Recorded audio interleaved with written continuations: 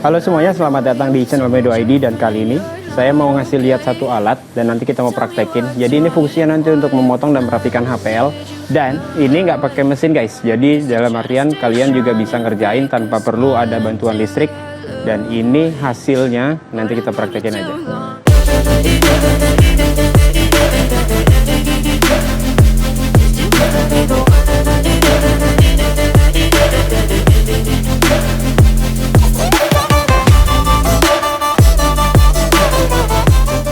Oke, jadi kita mau praktekin aja. Nanti kita udah tempel HPL. Nah, nanti untuk bagiannya kan kalau kita tempel HPL itu pasti berlebih tuh ya, atau kita lebihkan sedikit, karena kalau untuk ngepasin HPL itu biasanya nggak mungkin. Jadi nanti bagian ujung-ujungnya kita gunain alat ini, dan nanti juga kita compare atau kita bandingin menggunakan mesin-mesin umum yang biasa kita gunain seperti router atau trimmer, dan cara manual kita gunakan kikir tangan. Oke, yang pertama kita gunakan dulu aja dengan cara manual. Di sini kita bisa menggunakan hand profile atau kikir tangan yang bagian ujungnya itu satu sisinya itu lurus, atau dua-duanya juga bisa lurus. Cuma untuk hasilnya memang agak sedikit grepes-grepesan atau sedikit bolong-bolong di bagian ujung HPL-nya. Dan yang kedua, di sini kita menggunakan mesin yang umum. Kita menggunakan mesin trimmer, karena kalau untuk mesin router mungkin agak kegedean. Jadi kalau untuk HPL, jadi untuk kita merapikan HPL kita cukup menggunakan trimmer aja.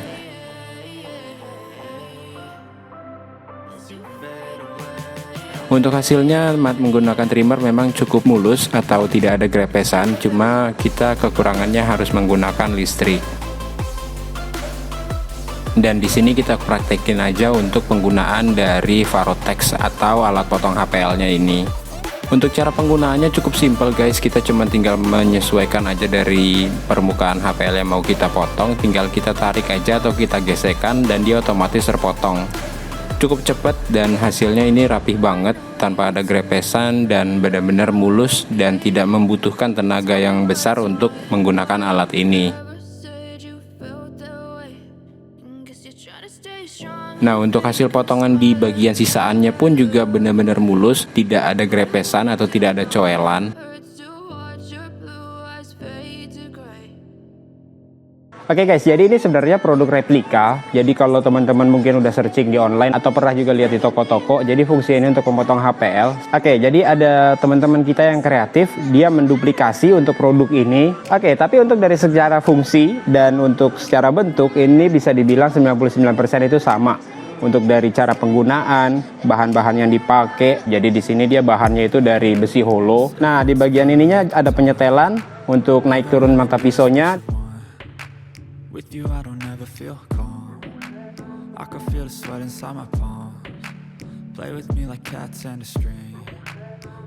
Dan di bagian belakang juga sama, untuk maju mundurnya dia ada penyetelan.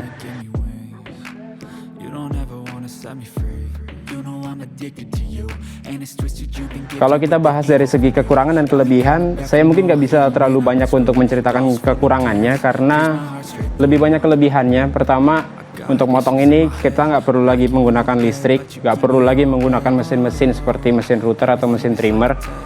Jauh lebih efisien, jauh lebih murah, dan untuk hasil potongannya pun itu cukup rapi dari secara antara permukaan HPL dan permukaan kayu yang ditempel.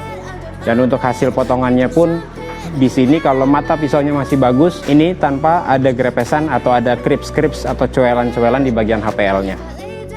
Oke, kita di sini coba untuk praktekin untuk penempelan di bagian hedgingnya menggunakan HPL juga nih guys.